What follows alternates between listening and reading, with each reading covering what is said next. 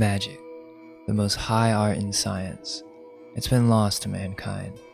When we think of magic, we think of tricks and entertainment. I don't think we really understand this art anymore, and this video is my attempt to bring light to the matter. I want to share my own personal experience with magic. When I was young, I started having strange dreams in which I would have an OBE, or out-of-body experience, in which I'd be awake in my dreams. But an OBE is more than that. I would wake up in the middle of the night and my body would be shaking, like electricity bursting through my body, and then bam, you start to gently float. You then notice that you can see your own face and you're in your bedroom. It's hard to move around because you're so used to the material realm that at first it's so strange. I think this deserves to be in a different category of dreams. This is an experience. This is something real. And at the time, I didn't understand that this was an OBE. I just thought this was being awake in a dream. So, this started me down my journey of the occult, or hidden knowledge. I soon learned that there was an entire arcana of knowledge behind this subject that I couldn't even imagine. I'm still trying to put it all together. But there's something really deep about this art, because when you really study it, and when you really look into it, you realize that the people who wrote these ancient grimoires and even modern occultists on the subject of magic are some of the most intellectual individuals I've ever had the pleasure of reading. It's the most fascinating subject ever. You literally are reading about the nature of reality. I want to stimulate that curiosity in everyone because I believe it's essential to the survival of the human race.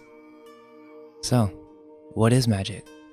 There's been many different definitions, but most modern ones being Aleister Crowley's and Dion Fortune's. Magic is the science and art of causing change to occur in conformity with will. It's the process from mind to matter, to think, and to make it so. I think the only trouble of understanding magic comes when speaking to the mind who believes in the cosmology of randomness. You see, modern science wants you to believe that everything is random. The universe randomly came to be, and then somehow consciousness randomly came to be after matter was created. This is what I have to try to get you to let go of.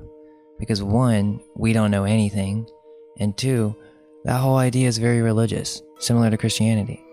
It's all in the faith of some intellectual terminology that in the end doesn't even make sense. Let's just use critical thinking and come to certain conclusions, and always be willing to reconsider them as you're following your intuition and putting together the different pieces. From my journey in research, it seems very clear that the universe is a conscious creation with randomness involved, even to the idea of fractals and it going down to the macro universe. Does reality exist if there's no one there to perceive it? Maybe fractals in close-up detail is a way for reality to make up for the fact that you're becoming aware of it. This goes down to the atomic level as well. If a tree fell deep in the woods and no one was there to hear it, did it really fall? Why do you think this is even a saying? It's because there's a deep truth in it, which means, without consciousness, there is no reality, and the whole world revolves around you. No, like seriously, when you were young, don't you remember? The world doesn't revolve around you. That's what they would say, right? Well, if no one told you that, you would definitely believe that, or at least I did when I was young. When you see the world that way, the world opens up to you. It speaks to you. You can follow different directions and truly learn what it means to be here. How could you ever do that with our modern cosmology of science today? I've met so many people that are atheists or just don't care type of attitudes, and it's all because subconsciously they think they know it all. They think they got the world all figured out. Well, honestly, I'm tired of it, and we need more intellectuals who are creative and have the ability to explore ideas that are not based on the norm. This world is a reflection of our internal self.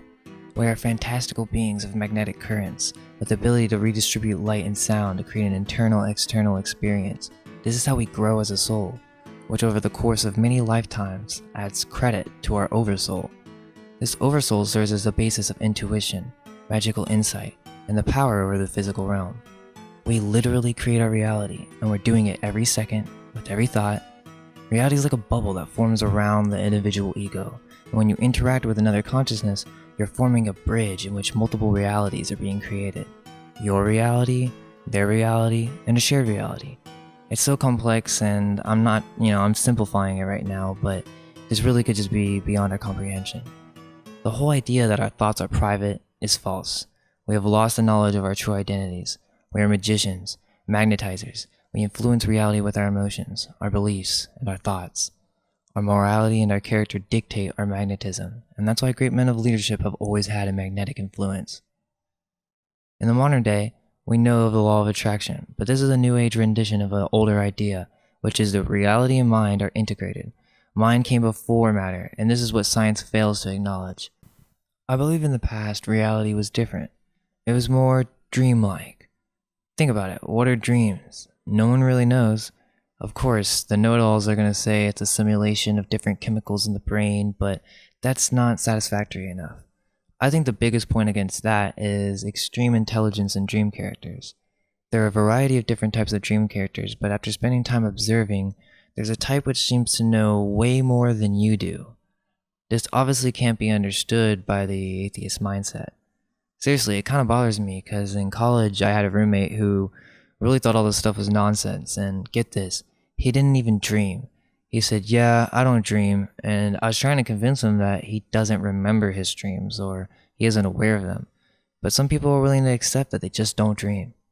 It's sad because this is how much we've forgotten. I think with the new mainstream view on magic and its traumatization with Satanism, it all looks like cultist insanity. But trust me, that's not what I'm talking about. There's something so much deeper, artistic, and ancient that really used to be an integral part of the human race, and now we've forgotten about it. May we channel Thoth and remember who showed the human race how to do magic, or how to speak, or how to translate thought into material reality in the most efficient, thoughtless, automatic processes possible.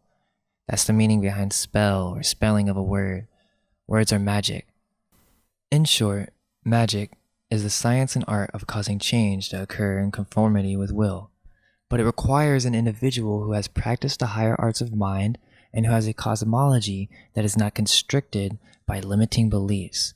Meaning, the modern man of science could never perform magic in a ritual sense. Of course, there's an automatic, natural magic that every individual does on an unconscious basis, but nonetheless, they can never really explore the possibilities of magic when it comes to the astral realm, elemental forms and influence of reality, sigils, and really indirect conscious manipulation of reality.